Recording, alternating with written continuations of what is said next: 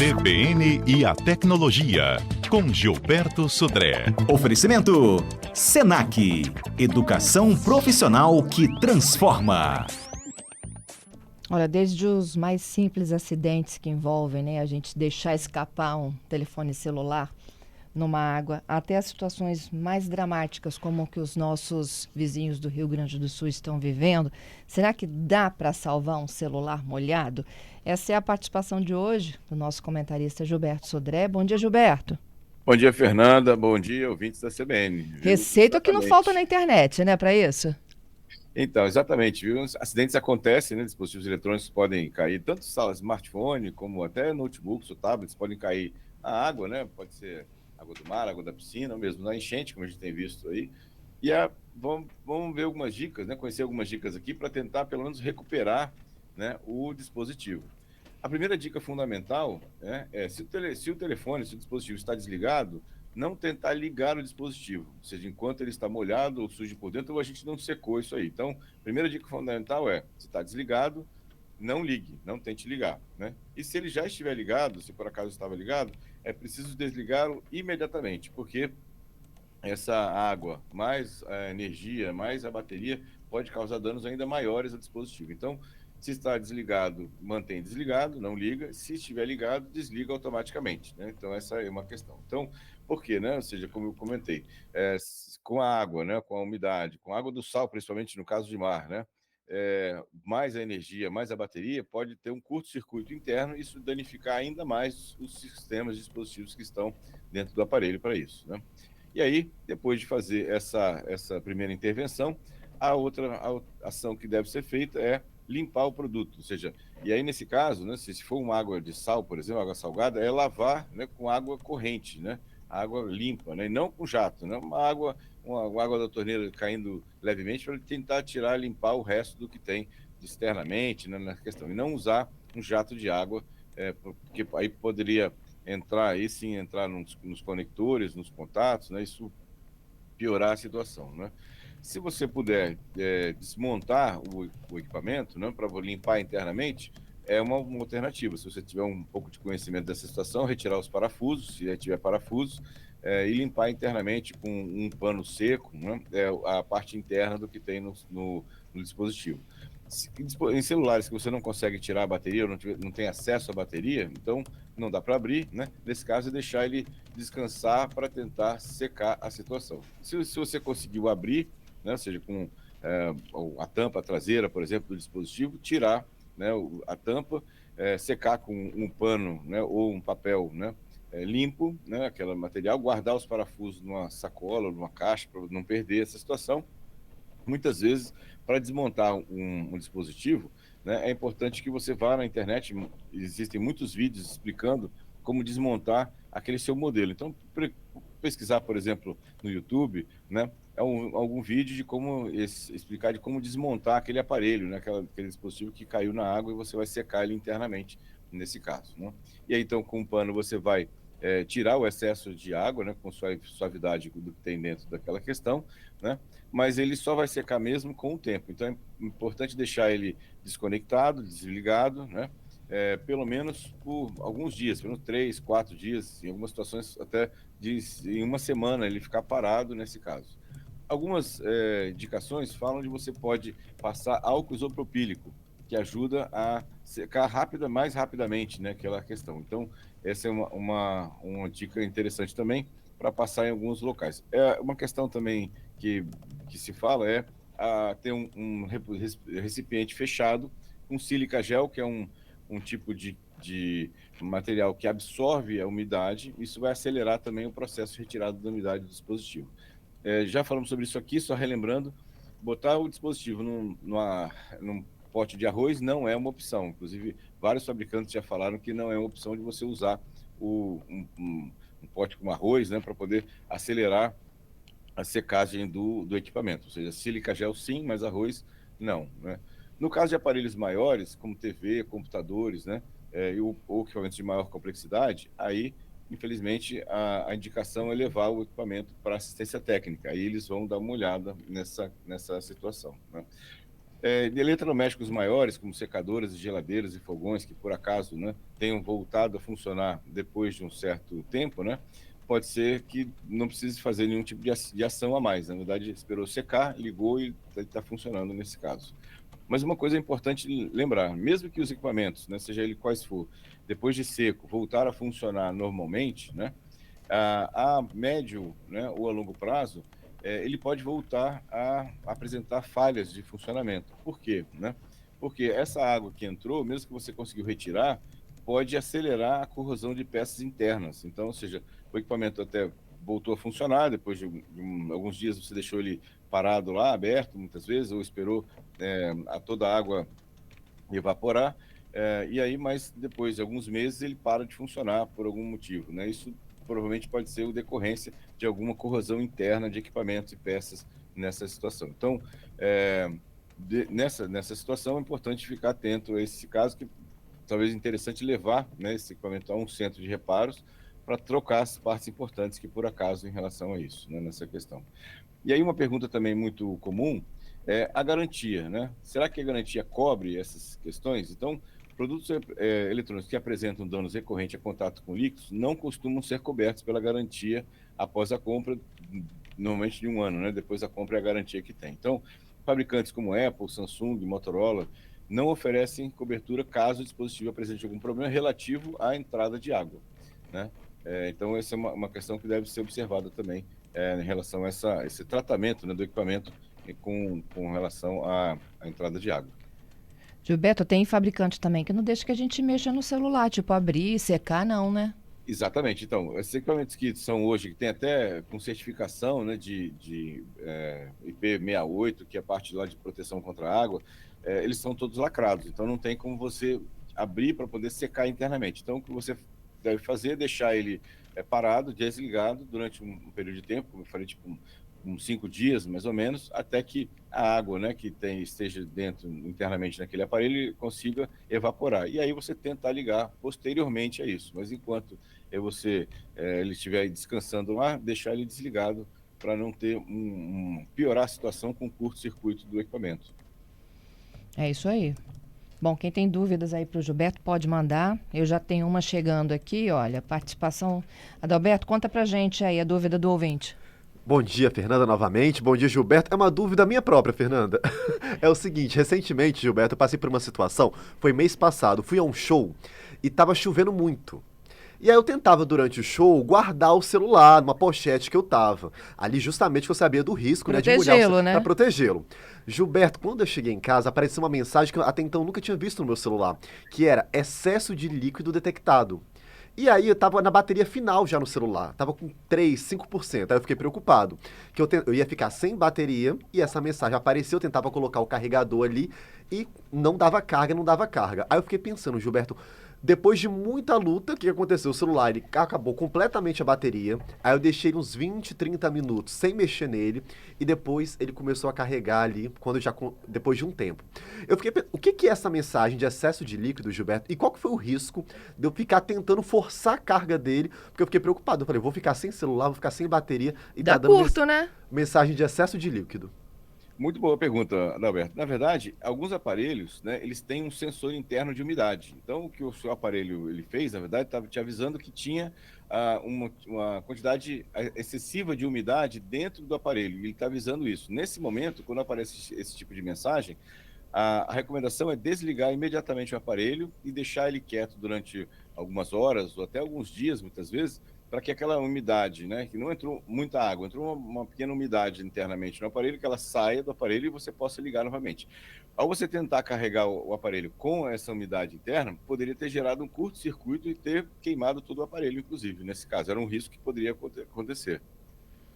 Muito bom, viu? Obrigado, Gente, eu nunca imaginei que ele fosse mandar esse recado aí. Ele mandou esse recado. A mensagem era excesso de líquido detectado. E aí, quando eu percebi, involuntariamente, eu fiz o que o Gilberto falou. Falei, vou dar um tempinho pro celular aqui pra dar uma descansada nele. Aí fui dormir, deixei ele quietinho lá parado. E no outro dia de manhã, aí eu comecei a dar carga nele, Gilberto. Então eu acredito que a estratégia foi realmente a que funcionou aí. Deixar ele um tempo pra ele voltar a funcionar perfeitamente. Fernanda, Oi. tem duas mensagens que normalmente podem aparecer. Uma que é excesso de líquidos, umidade dentro do aparelho, então porque o aparelho tem um sensor de umidade interno, E outra mensagem que também é frequente algumas vezes, principalmente quando você leva o aparelho para a praia, é excesso de temperatura, calor, né? Também tem um sensor de temperatura, alguns aparelhos têm, e te avisa quando a temperatura do aparelho exceder um certo limite que eles têm lá registrado. Então, ele já te avisa também o seguinte, olha, o aparelho aqueceu demais, então você deve desligar o aparelho, deixar ele na sombra até que a temperatura baixe, porque isso poderia causar uma queima do aparelho mesmo, né, com temperatura muito alta. Meu Deus. Tem uma outra pergunta chegando, é de um serviço muito legal aqui, olha, o Gerson Rabelo, pedindo para que você fale um pouquinho mais sobre o Who's Call. Se ele seria bom para evitar aquelas ligações indesejadas. Exatamente. O Who's ele é um aplicativo gratuito, né? Tem versão para Windows e para Android e iOS, né? Que faz exatamente essa identificação de ligações indevidas, ligações de spam, ligações de golpe. Ele te avisa isso, inclusive te ajuda a bloquear esse tipo de aplicativo. É um aplicativo muito bom, né? Existem algumas alternativas, por exemplo, você pode usar o Truecaller também, que é um outro aplicativo gratuito da mesma natureza do Who's também é uma boa situação, e usuários de Samsung, no próprio aplicativo de telefone do Samsung também tem uma função de você ativar a identificação de ligações e ele também te alerta se é uma ligação de spam ou uma ligação de golpe também. Então tem 3 alternativas aí, ou você usa, quem é usuário de Samsung, a função embutida já no aplicativo de telefone, ou você usa o Who's que é um bom aplicativo, ou o Truecaller também, que é um outro bom aplicativo nesse objetivo. Muito bom. E aí a gente descobre quem está ligando.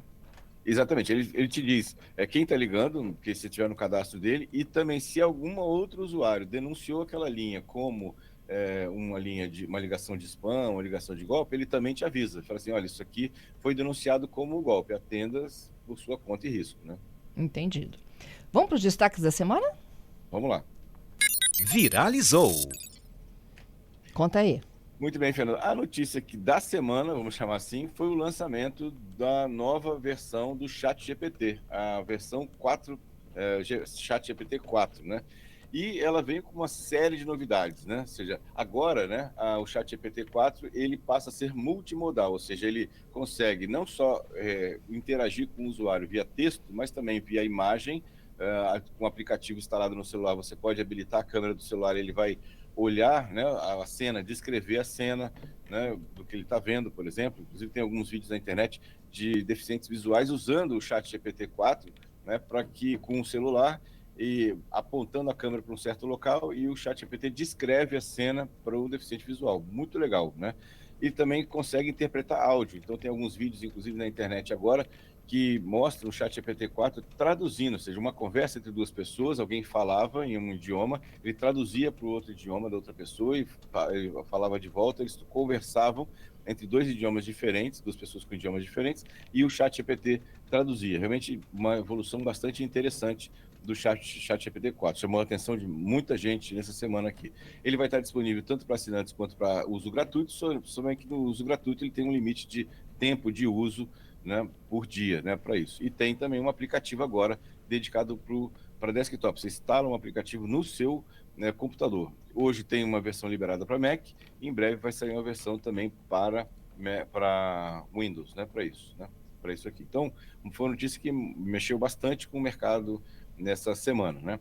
Outra notícia da semana é que o governo notificou a Amazon e o Mercado Livre por venda de celulares irregulares, venda de celulares que não tinham a parte de aprovação, né, de homologação pela Anatel. Então, ou seja, a Amazon, inclusive, já respondeu, falando que retirou da Amazon todos os celulares que não tinham esse tipo de homologação.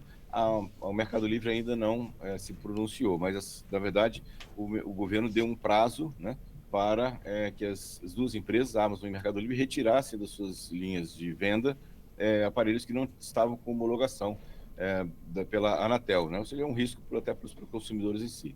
E a última notícia, uma notícia bem interessante, né? Essa semana, o primeiro blog, né? Ou seja, os famosos blogs, né? O web blogs aqui, eles completou 30 anos. Então, temos aí 30 anos de blogs, né? Já na internet, né? O primeiro deles foi feito pelo Justin Hall, um americano, né? Em 1994, né? E ele tá online até hoje, viu? Quem quiser verificar lá o primeiro blog que foi criado, os link, né? O site é links links.net, links.net. O Justin ainda publica algumas coisas no blog ainda, mas de forma bem espaçada, né, para isso. Mas quem quiser conhecer lá a história da internet, né, pode entrar lá no links.net e verificar lá o primeiro blog de 1994, né? Fez história aí o Justin Hall. Muito legal. Chegou mais uma pergunta aqui, Gilberto. Vou pedir ajuda da Patrícia. É o Alexandro. Fernanda, queria perguntar ao Gilberto, por exemplo, às vezes eu ligo para uma pessoa e aparece lá como o meu número tá como spam. Como é que eu faço para remover isso ou consigo resolver esse problema? Alex da Serra.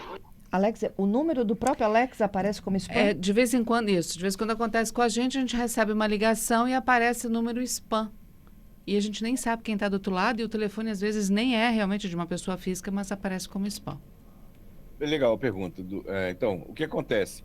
As operadoras, elas costumam reaproveitar números de telefone. Então, imagina que esse número, né, do nosso ouvinte, ele estava sendo utilizado algum tempo atrás por uma operadora, por um call center.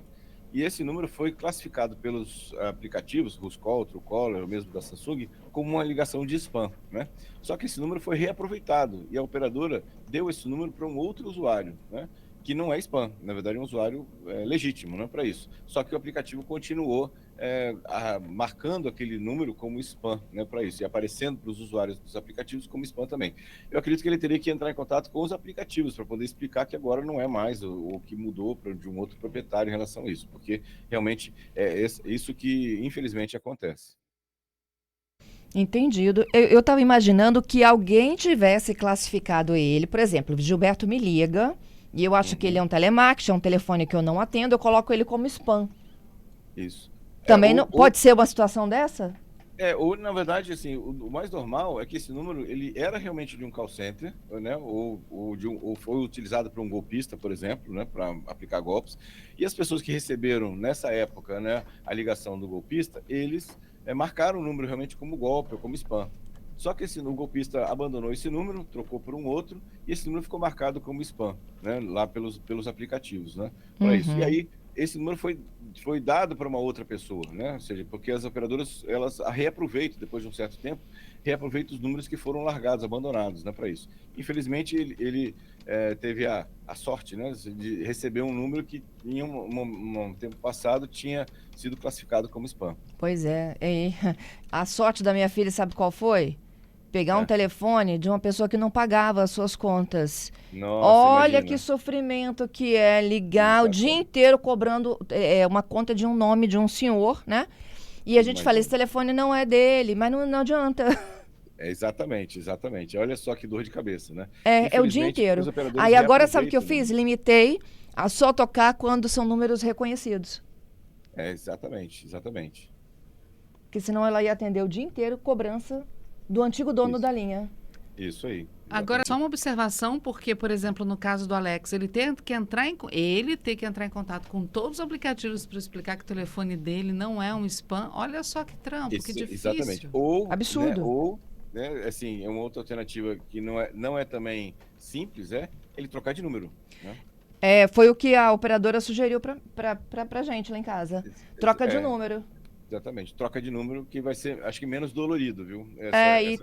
Sem garantia de que você também não vai pegar um telefone que já teve problema. Verdade, né? Também. É isso verdade aí. Também. Coisas da tecnologia. É isso aí. Gilberto, tudo de bom para você e até quarta que vem. Muito obrigado, Fernanda. Obrigado aos ouvintes pelas participações. Um excelente final de semana para todos, né? E quarta-feira estamos de volta com mais tecnologia. Até lá.